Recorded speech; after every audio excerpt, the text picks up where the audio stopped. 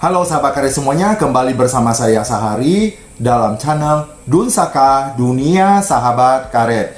Sebelum saya mulai dengan pembahasan di vlog ini, saya ingin memberitahukan kepada sahabat karet semuanya bahwa mulai hari Selasa atau setiap hari Selasa itu khusus saya menjawab pertanyaan-pertanyaan dari sahabat karet semuanya dalam bentuk video. Bagi Bapak Ibu dan sahabat karet semuanya yang pertanyaannya belum dijawab, setiap hari Selasa akan saya jawab pertanyaan-pertanyaan dari sahabat karet semuanya dalam bentuk video. Jadi bagi mereka yang sudah saya jawab langsung saya tulisan, berarti sudah selesai. Dan hari ini juga saya juga menjawab pertanyaan, request pertanyaan dari sahabat karet, tapi ini saya harus menjawab lebih atau menerangkan lebih detail, makanya saya buat dalam vlog khusus. Tapi kalau misalnya sahabat karet bertanya kepada saya dan ini lebih cenderung ke konsumsi pribadinya, yang terjadi pada pribadinya, maka saya akan menjawab pertanyaannya juga dalam bentuk video. Tapi di dalam satu video ini bisa beberapa pertanyaan yang akan saya jawab. Tapi yakinlah Bapak Ibu dan sahabat karet semuanya, semua pertanyaan yang dialamat ke saya itu cepat atau lambat akan saya jawab, dan saya harap Bapak Ibu bisa bersabar. Nah, pada kesempatan ini saya akan jawab request pertanyaan dari seorang sahabat kita yang bernama Jovial. Jovial ini adalah berasal dari Jakarta dan usianya juga sangat muda selevel dengan anak saya, ya. Tapi beliau ini, Jovial ini sekarang menempuh pendidikan di negara Taiwan.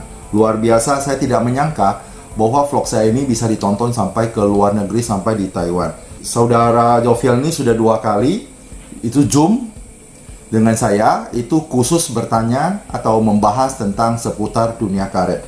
Dan sekarang Jovial ini akan bertanya tentang UPPB. Walaupun ini sudah pernah saya bahas pada vlog-vlog yang lalu, itu di vlog untuk sejauh mana perusahaan itu memperhatikan petani karet. Nah, di sana ada membahas tentang UPPB.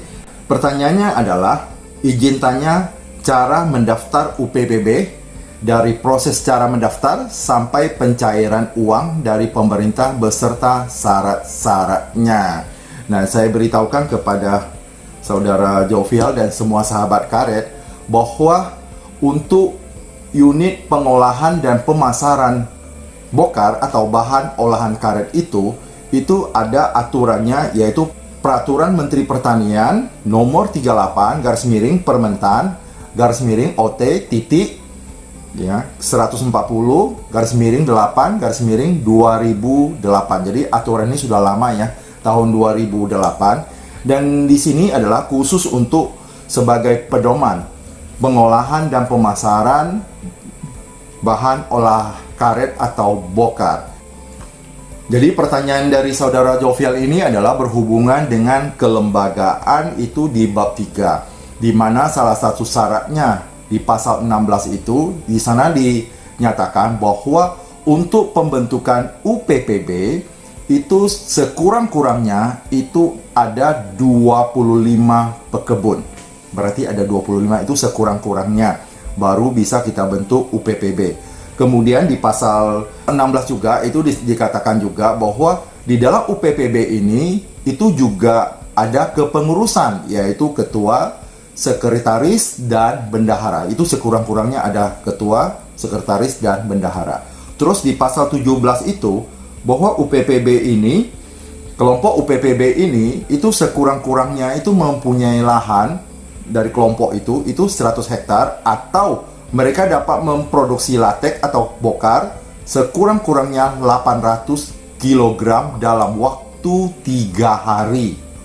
Nah, tadi susunan pengurus dari UPPB ini, itu yang saya sebutkan itu dijelaskan di dalam pasal 19, dinyatakan bahwa UPPB ini terdiri dari seorang ketua, sekretaris, dan bendahara, dan tugas dari ketua itu dia menaungi semua anggota dan dia bertanggung jawab terhadap semua aktivitas dari UPPB tersebut. UPPB ini dalam menjalankan tugas dan fungsinya itu juga mempunyai ADART atau anggaran dasar dan anggaran rumah tangga. Anggaran dasar itu lebih cenderung membahas tentang keorganisasian, misalnya nama organisasinya apa, tempatnya di mana. Nah, sesuai dengan harus tidak bertentangan dengan Pancasila dan UUD 45 dan sebagainya. Sedangkan anggaran rumah tangga itu adalah lebih cenderung membahas tentang teknis pelaksanaan yang dilaksanakan sehari-hari, dan larang-larangannya semua itu dijelaskan dalam anggaran rumah tangga. Kemudian yang ditanyakan oleh saudara Jovial ini sebenarnya berada di pasal 24, yaitu bagaimana cara untuk mendaftar atau registrasi UPPB. Selain yang tadi saya sebutkan di pasal 16, 17 yang berhubungan dengan sekurang-kurangnya 25 pekebun, tentu harus ada namanya ya yang akan kita ajukan, termasuk kepengurusannya, ADART-nya, ya, luas lahannya minimal 100 hektar dan bisa memproduksi sekurang-kurangnya 800 kg dalam waktu 3 hari. Ya, terus ini nanti setelah ini sudah selesai, termasuk ADART-nya itu dilampirkan, dan dari UPPB yang bersangkutan nanti mengajukan permohonan registrasi UPPB.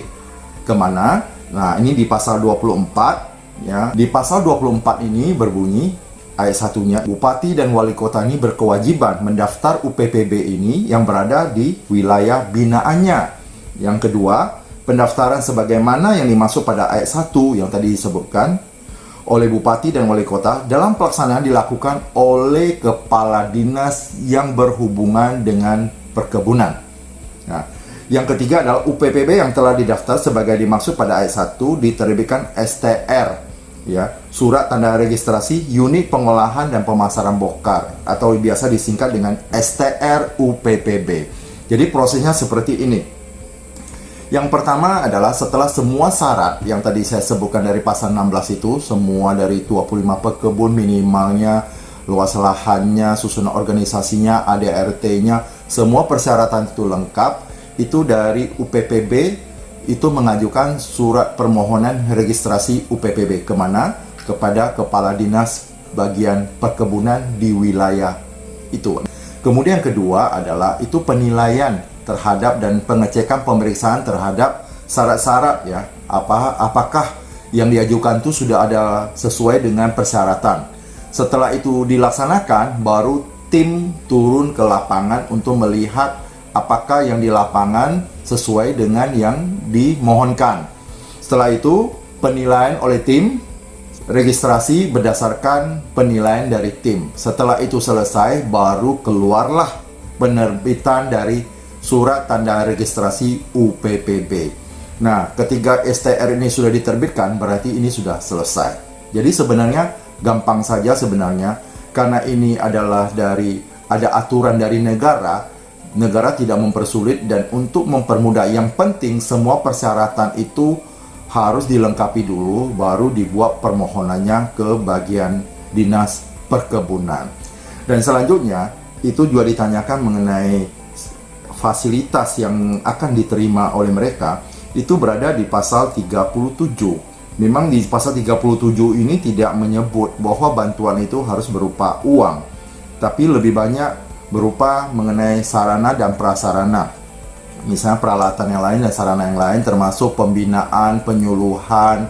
Jadi gunanya UPPB ini adalah bagaimana pemerintah itu menyatukan semua para pekebun itu. Ketika ada penyuluhan dan pembinaan itu akan lebih gampang untuk dilakukan. Karena petani itu semua itu terregistrasi lengkap. Kalau misalnya mereka itu tidak masuk dalam UPPB, itu tidak mungkin dilakukan penyuluhan dan pembinaan. Kenapa? Karena itu akan menggunakan biaya sangat besar untuk mendatangi petani satu-satu, ya, petani karet satu-satu yang sangat luas di negara NKRI ini. Maka untuk gampangnya, untuk mudahnya melakukan pembinaan dan penyuluhan, mereka semua dimasukkan atau disatukan di dalam satu kelompok tani yang disebut dengan UPPB atau Unit Pengolahan dan Pemasaran Bahan Olah Karet, atau biasa disebut dengan BOKAR. Nah, ini dia kuncinya. Nah, di dalam pasal 37 ini itu berada di bab 5 tentang pembinaan dan pengawasan. Jadi untuk UPPB ini bukan hanya sekedar itu, harus diawasi. Karena apa? Karena ini berhubungan dengan bantuan. Bantuan ini adalah bantuan sarana peralatan kerja, termasuk untuk cairan pembeku, ya, fasilitas peralatan yang lainnya lah untuk DRS karet dan sebagainya yang berhubungan dengan karet, DRS, pembeku dan sebagainya. Jadi bantuan itu dalam bentuk sarana dan prasarana, dan juga bisa dalam bentuk penyuluhan, pembinaan, pendampingan, terus evaluasi terhadap kinerja. Jadi dalam UPPB ini tidak dilepas, tapi setiap 6 bulan pihak UPPB ini harus membuat laporan tertulis kepada Dinas Perkebunan. Kalau itu tidak dilakukan, cepat atau lambat UPPB ini akan dicabut atau STR-nya itu akan dicabut. Dan produksi karetnya itu juga harus bersih, jangan kotor, dan siapa yang menilai adalah masyarakat. Masyarakat juga bisa menilai, dan dari petani sendiri itu juga bisa menilai apa yang dikerjakan itu apa sudah sesuai dengan baku mutu. Kalau itu sudah sesuai dengan baku mutu dan semua hal-hal yang harus dikerjakan, berarti semuanya dapat berjalan dengan baik. Tapi kalau misalnya keluar dari jalur, makanya itu bisa dicabut STR-nya oleh Dinas Perkebunan. Kalau para petani karet yang sudah tergabung di dalam UPPB itu sudah tidak diperkenankan menjual hasil karetnya itu sendiri ke tempat lain, tapi semuanya harus melalui UPPB. Apakah bantuan uang itu bisa dilakukan? Mungkin bisa saja. Itu bisa jadi kebijakan daripada pemerintah daerah.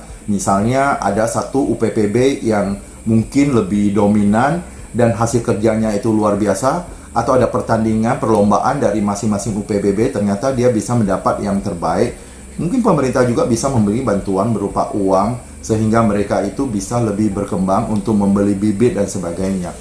Dan untuk bantuan bibit itu pasti, walaupun di dalam UPPB ini tidak disebutkan, tapi saya yakin bahwa segala fasilitas itu juga termasuk bibit karet unggul atau hasil okulasi, agar para petani ini menanamnya dan kelak nanti dapat memanen dengan hasil yang maksimal.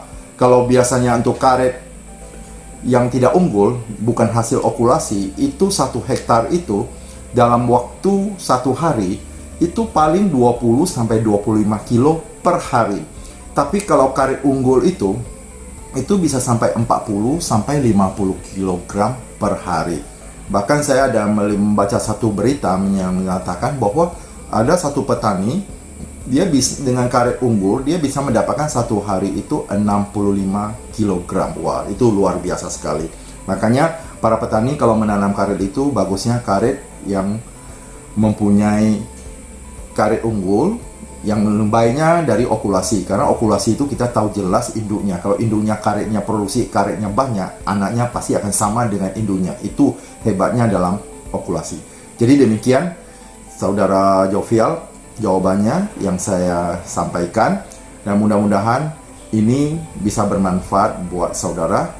Dan peraturan Menteri Pertanian tentang pedoman unit pengolahan dan pemasaran bokar ini itu sebenarnya terdiri dari 6 bab dan 39 pasal. Saya berharap para petani juga membaca, dan ini bisa kita dapatkan dengan googling di Google. Kita tulis saja Peraturan Menteri Pertanian nomor 38 tentang UPPB. Itu nanti akan keluar dan silakan di-download. Dan bagi Bapak Ibu yang sudah tergabung di dalam UPPB, itu luar biasa dan dipelajari mengenai peraturannya. Karena kalau kita sudah mengerti tentang peraturannya, semuanya itu akan berjalan dengan baik. Tapi kalau kita tidak mengerti peraturannya, cepat atau lambat akan terjadi pelanggaran. Kita tidak mengharapkan seperti itu. Semoga Bapak Ibu dan sahabat kalian semuanya selalu sehat, sukses, bahagia, dan menjadi orang yang luar biasa.